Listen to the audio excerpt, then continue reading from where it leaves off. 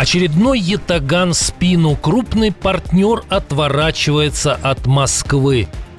Украина напала на Евросоюз. Не верите? Все расскажем.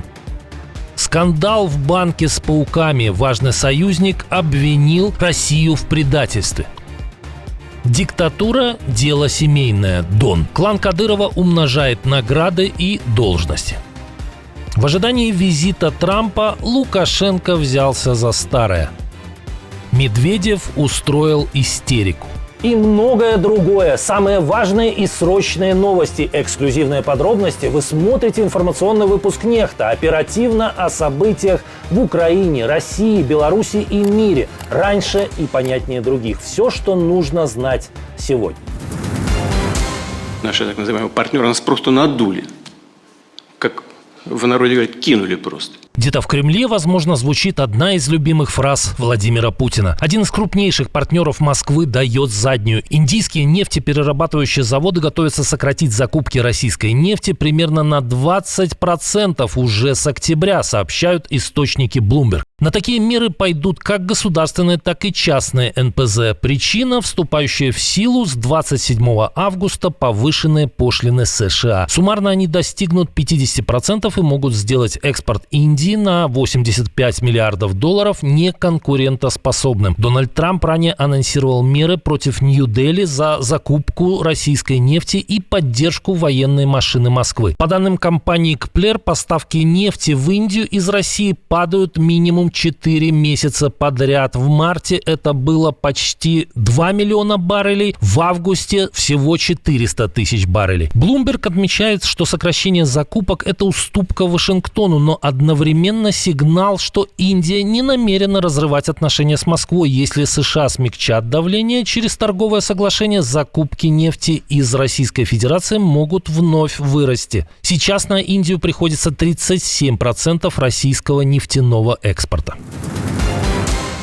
Звук сирен, огонь и дым над Джанкоем и Красногвардейским. В оккупированном Крыму ВСУ нанесли удары по железной дороге. Загорелся поезд, перевозивший топливо для армии РФ. Также зафиксирован прилет по станции «Урожайная». Это уже второй удар по поезду в Джанкое за неделю, сообщает телеграм-канал «Крымский ветер». Последствия ударов дронов ощущаются не только на железной дороге. Зафиксирован пожар на мысе Чауда в 3 постройках неизвестного назначения рядом с полигоном, с которого российские шахеды атакуют Украину. Очевидцы публикуют фотографии цистерн, охваченных огнем и дымом, а также разрушенной железнодорожной инфраструктуры. Пожар и повреждения ЖД-сети создают серьезные перебои в снабжении российских войск, превращая оккупированный Крым в потенциальную горячую точку. Ночью громко было и в оккупированных Макеевке и Янакиево Донецкой области. Оккупационная администрация заявила, что удар был нанесен по складам, но не уточнила, по каким именно. Тем временем власти Ростовской области рапортуют, тут, наконец, потушили Новошахтинский завод нефтепродуктов. Не прошло и недели. Пожар тут вспыхнул после атаки дронов 21 августа. Тем временем эксперты обновили свои оценки относительно потерь российской нефтянки от ударов ВСУ. Если недавно называлась цифра в 13% от общего объема, то теперь Рейтер называет иные цифры. По оценкам агентства, украинские дроны поразили 10 заводов и вывели из строя не менее 17% мощностей нефтепереработки России. Это эквивалентно более чем 1 миллиону баррелей в сутки. Не только украинские дроны наносят удары по России. Звонкая пощечина прилетела к Кремлю от союзника. В Иране заявили о шокирующем предательстве со стороны России. Член Совета по определению политической целесообразности Ирана Сойед Мохаммад Садр сделал громкое заявление. Во время июньской 12-дневной войны Москва якобы передавала Израилю разведданные о расположении иранских систем ПВО. В интервью каналу Синерджир Садр подчеркнул, стратегический союз с Москвой бесполезен. По его словам, Россия лишь формально осудила удары по Ирану, но фактически помогала Израилю вести боевые действия. При этом иранский чиновник отметил, несмотря на предательство, отношения с Москвой сохранять необходимо, но доверять ей нельзя. А теперь настоящий шок. Украина напала на Евросоюз. Так считает депутат Европарламента от Венгрии, однопартиец Виктора Орбана. Именно так Томаш Дейч назвал удар Украины по нефтепроводу «Дружба». Вооруженное нападение на инфраструктуру, которая служит энергетической безопасности ЕС, не что иное, как военное нападение на Европейский Союз. В этой ситуации вопрос о вступлении Украины в ЕС должен быть снят с повестки дня. Деятель правящей партии Фидеш, которая годами выступает с пророссийской и антиевропейской риторикой, вдруг озаботился безопасностью ЕС. Правда, достаточно скоро перешел к оскорблениям в адрес Союза. Брюссель не может настолько притворяться дураком, чтобы вести переговоры о членстве со страной, которая не стесняется совершать военные атаки против Европейского Союза.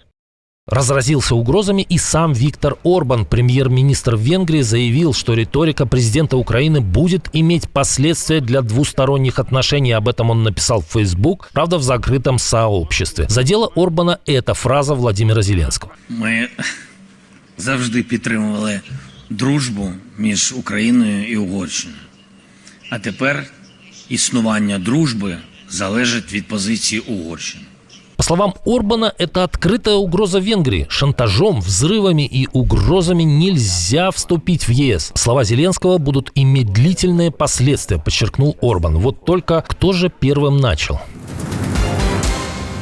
Впервые в истории современной России и даже СССР должность главного судьи может впервые занять главный государственный обвинитель. Генпрокурор Игорь Краснов стал единственным кандидатом на пост председателя Верховного суда. Краснов никогда не был судьей. Карьеру он начинал следователем. Настоящий взлет начался после расследования или заметания следов после убийства Бориса Немцова. В январе 2020 года он стал генпрокурором по предложению президента Путина. Последние 3 года ведомство Краснова играет самую активную роль в процессе национализации. По запросу Генпрокуратуры активов на триллионы рублей лишились сотни собственников. По закону для выдвижения в Верховный суд нужен стаж в юриспруденции не менее 10 лет и сдача квалификационного экзамена. Путин помог своему протеже обойти экзамен благодаря присвоенному 22 августа почетному званию «Заслуженный юрист РФ». Буквально за один день до закрытия приема заявок. Если назначение состоится, это станет беспрецедентным событием для современной России. Главный гособвинитель станет главой Верховного суда, чего не было даже в советское время.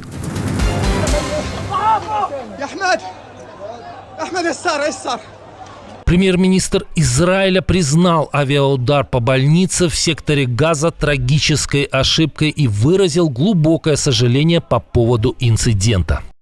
Израиль глубоко сожалеет о трагическом инциденте, произошедшем в больнице Насера в секторе Газа. Израиль ценит работу журналистов, медицинского персонала и всех гражданских лиц. Военные власти проводят тщательное расследование.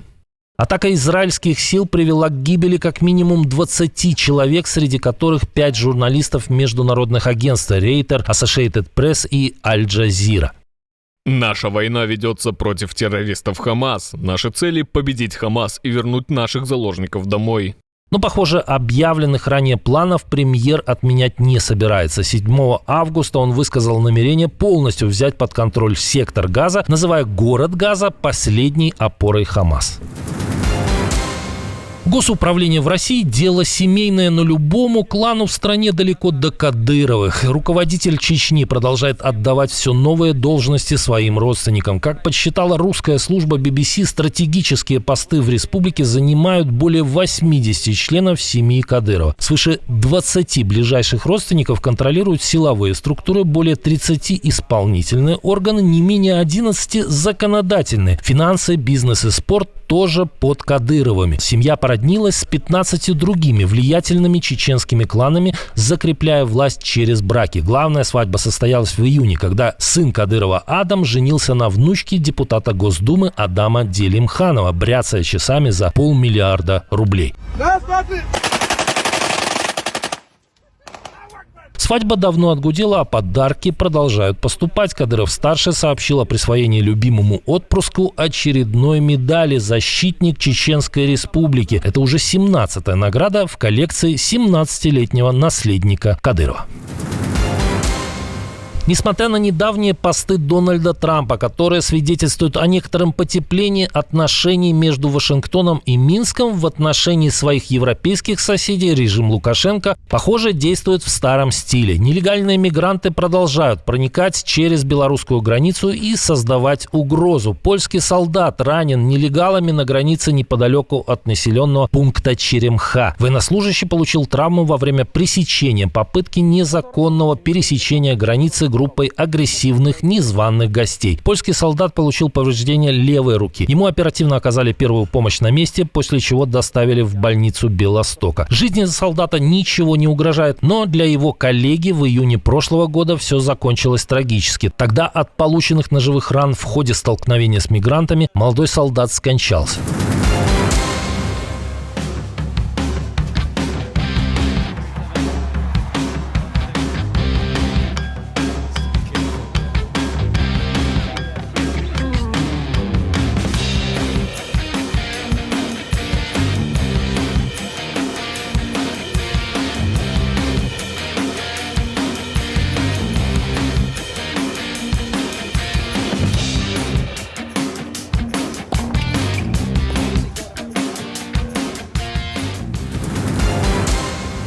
Отдельное спасибо за то, что досмотрели до конца. Спасибо за ваше доверие. Жду развернутых комментариев, лайков и репостов. Это важно для того, чтобы нас становилось больше. На этом пока все. Доброго вам вечера, до новых встреч и хороших вам новостей.